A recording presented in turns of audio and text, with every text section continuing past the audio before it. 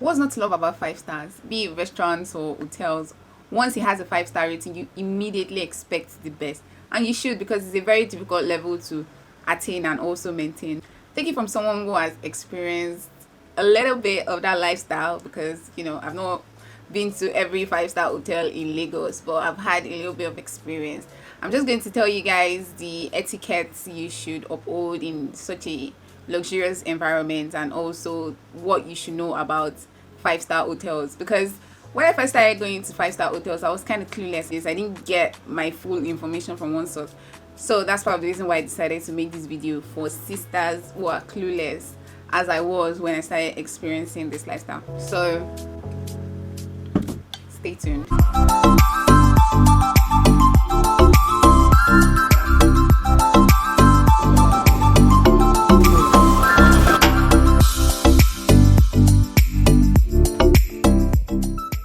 Hello, you're welcome to my channel. Thank you for tuning in. So I have a new segment on my channel. It's going to involve me sipping wine, and we're going to just have a girl chat. My topics will be solely based on femininity, class, and etiquette. So today's wine is Cape More. I've opened it before. It's red wine. I think I opened it 2 nights ago. Let me just pour myself a little glass. Good stuff. So we're going to start like this.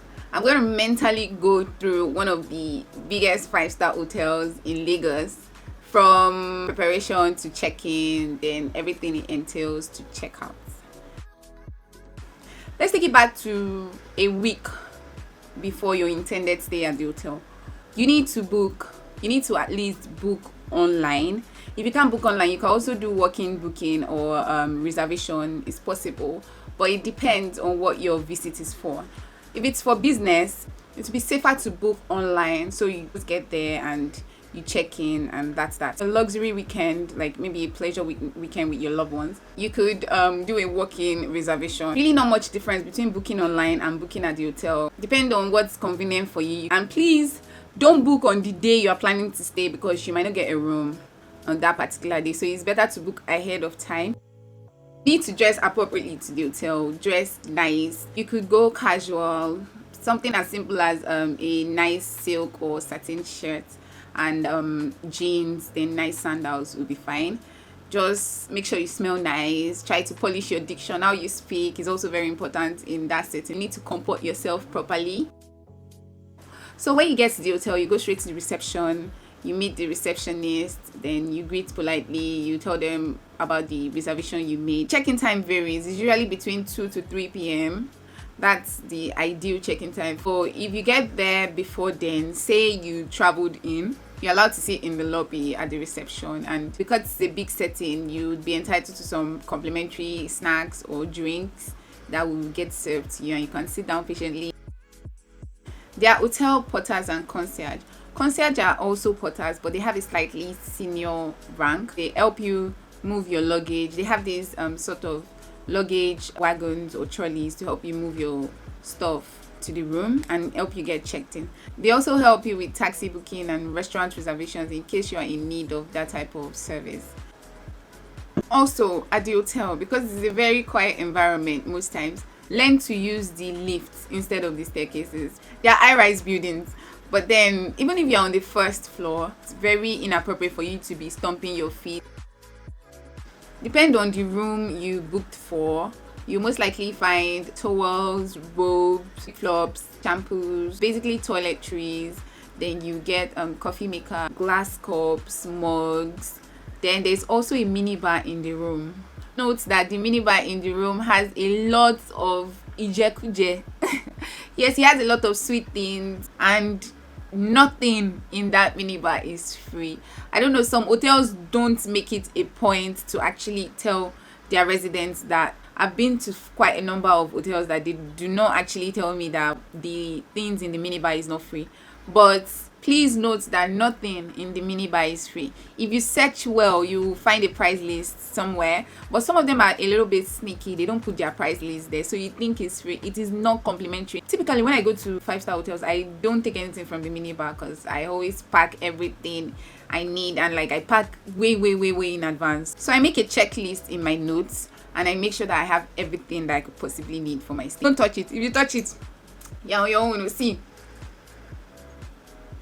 I know someone that went to Dubai and he didn't know that the things in the minibar were not free, and I think he spent close to a week in one of the hotels in Dubai. When they come to clean up your room the next day, they will keep restocking.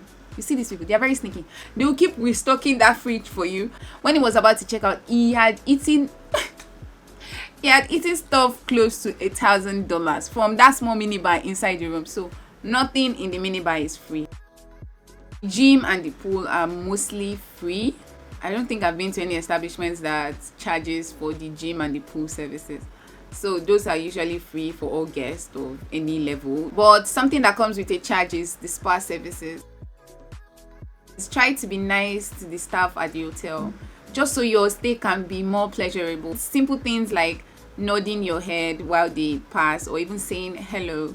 Let them know you so that they can be prompt with their services, because they are also humans, and if they don't like you, it's not like you're trying to win their affection, but just try to be overall nice. I think it's appropriate for you to dress, or at least wear your robe or tie your towels well before you order for room service, especially in the mornings, because I get that most of us are very grumpy in the morning. Most 5-star hotels provide that do not disturb sign, so just put it at your door outside. They will not disturb you while that sign is at the door. Rather than being rude to the room service person, just place that sign by the door.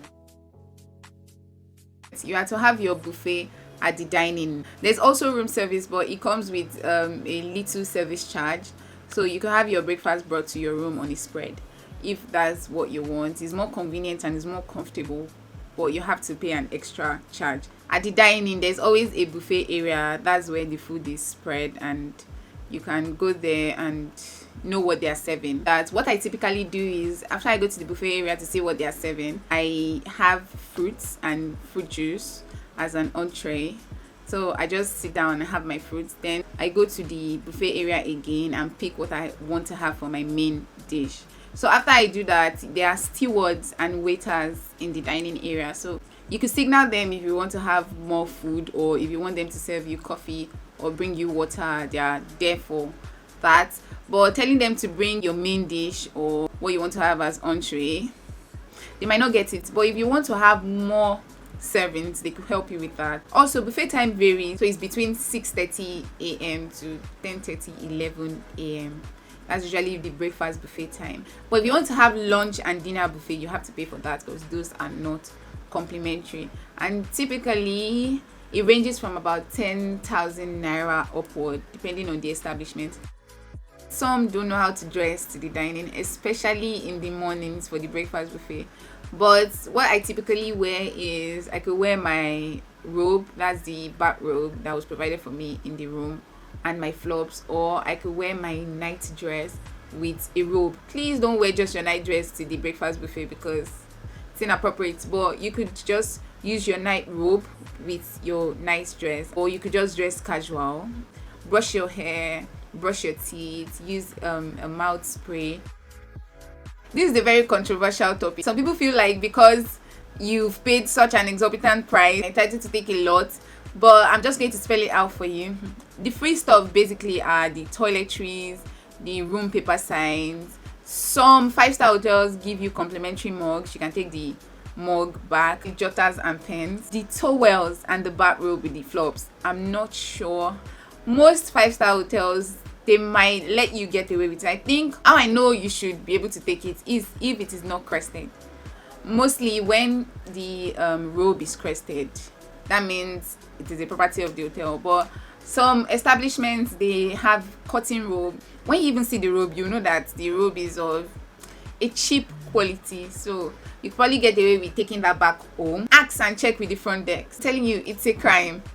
Like taking towels or bathrobes, or I don't know, I even saw one that was so hilarious. The guy tried to get away with the mirror and he was arrested. So you could get prosecuted for some of these things. Check with the front desk just so you don't get prosecuted or they don't debit you, especially when you go through booking sites. They already have your card information, so once they check their room later on after checkout and they see that you've taken some of the things in the room, you just get debited.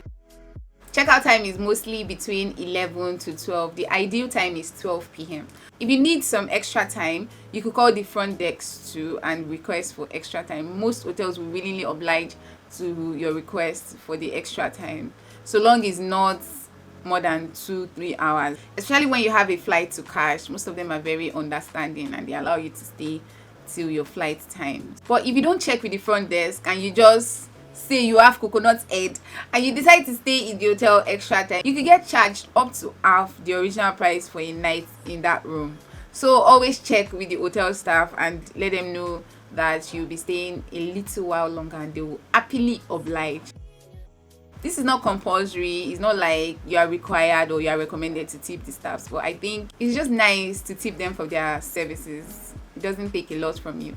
So the hotel porters, the concierge, the security men, ideally 200 to 500 naira is fine. Waiters, the stewards, and the people in the kitchenettes, 500 to 1000 naira, that's fine. And lastly, the receptionist, 8,000 naira to 5,000 naira, not bad. I hope you enjoyed this video. Please do subscribe, like, comment and share the videos. It will really help me and it goes a long way. Stay tuned for more videos like this from me. Thank you and see